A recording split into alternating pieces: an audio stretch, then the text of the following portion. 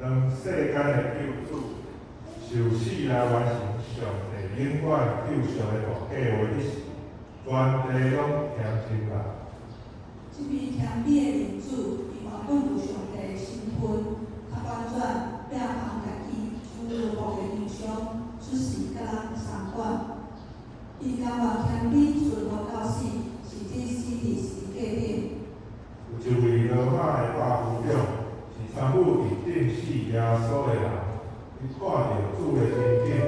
心肝大受感动讲，这人真正是异人。伊免惊讶，耶稣所讲的话，伊也会徛伫十字架顶，见证死人的人的心爱不断的回转，人为着朋友牺牲性命，